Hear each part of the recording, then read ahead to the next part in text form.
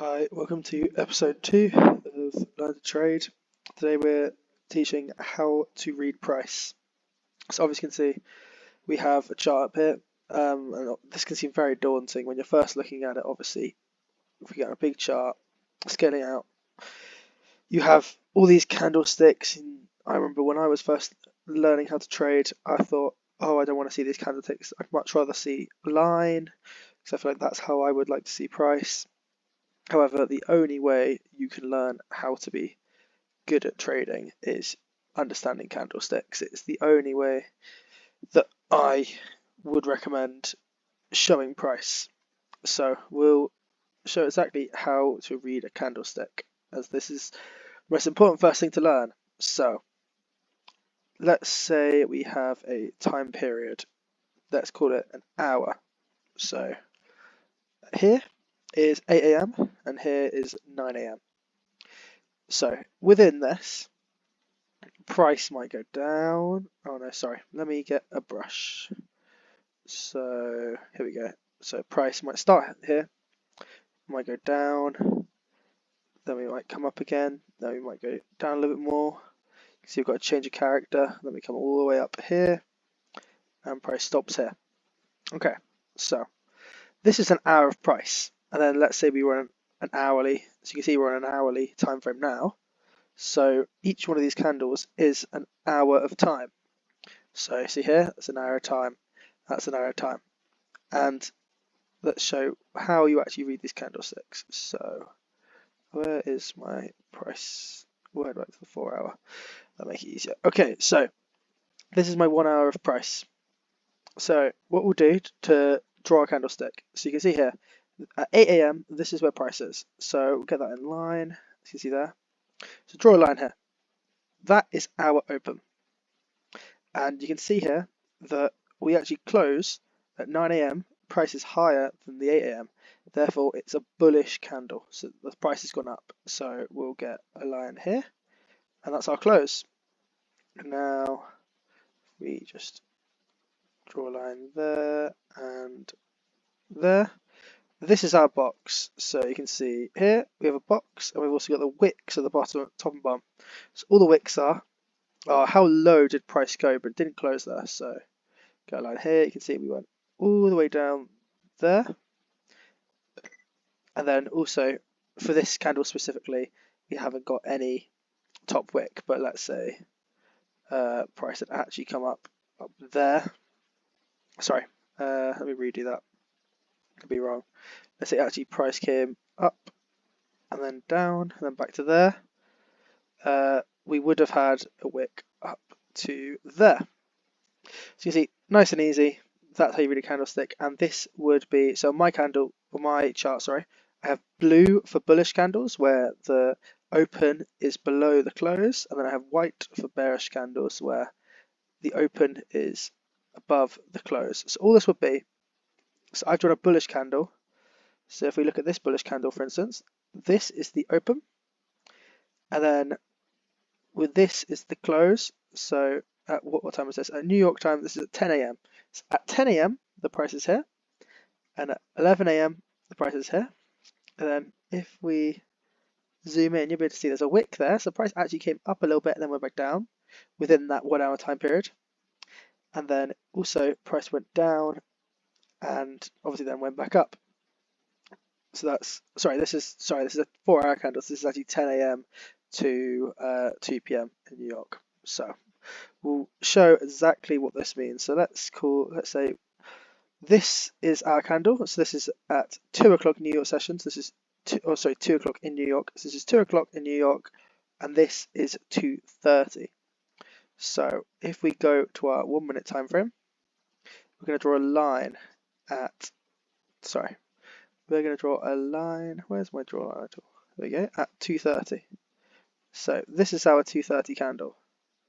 So let's draw a line all the way down there.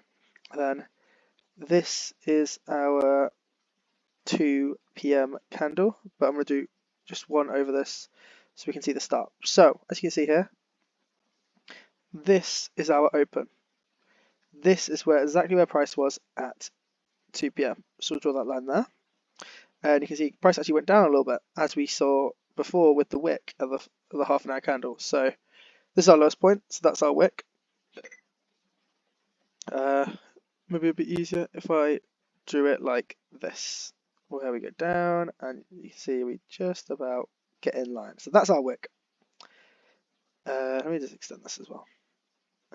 Extend that to there. I'll bring that up. Extend this across. Cool. So you can see we're actually drawing our candle, and bring this all the way up. And so now you can see at 2:30, price is, sorry, this is a bit different because you have a little gap here. You have just where prices close differently. So we're going to count this as our close, this top candle here, as that at exactly 2:30 is the price. So we'll come across here. So that is our close. If we bring that down, then bring this up to here, bring that across. So this is our candle. And you see we have a tiny wick at the top. So just draw that up to there. And as you can see, if we zoom out, we've drawn the candlestick for that half an hour of price.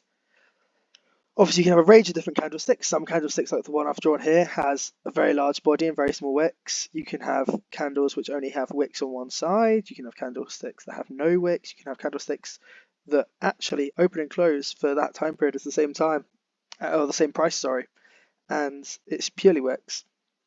But that is how to read a candlestick. And now we'll go on to the second part of how price moves. Sorry, as you can see it on the 15-minute time frame, you can see that. And then the half an hour, you can see we've drawn it out perfectly.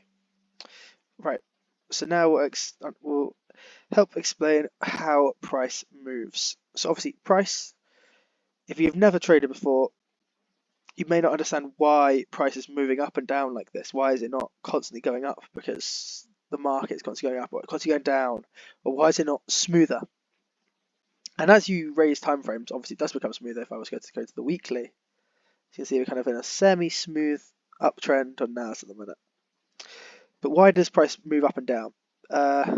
In terms of the actual explanation to that, it's relatively straightforward, but obviously it's hard to master. So let's say here, right? If we get a rectangle, see here, in this gap, we've only got wicks. So wicks are below the candlesticks. So in this little gap here, price has come down, but then bounced back up, and so it hasn't closed in this gap. You know, it's closed much higher up. Therefore, it's showing that there's buying pressure down here. What does buying pressure mean? Buying pressure means that institutions and banks have buy limits around this area. So what a buy limit is let's say the price is here. Price is all the way up here. You know, it's messing about at the top. You know, it's going down. It's moving around here. Whatever it's doing. And obviously, institutions don't need buying up here, because let's say I was to buy up here, place a long position. So this is our entry and this is our stop loss. So I'll take profit. You can see here, risk to reward ratio is only 0.73. You're getting a bad trade, and you know the most typical thing you'll learn in trading is buy low, sell high. And so what do banks think? They want to buy when it's low, and so they'll have all these limit orders here, where if price comes down to around this level, they will then buy. And so you can see that it's done there. So if we go down to a 5-minute time frame, let's say, you can see we've come down into this area of buy side liquidity, and we've hopped straight back out. You can see very steep movement up straight away, and have it again, and then we've ended up floating about at a higher level. And this is the same for sell side liquidity. So if we go here, for instance, you can see here we've got this big wick that indicates that there's lots of selling pressure. So if we drop to a 5-minute time frame, let's go find that.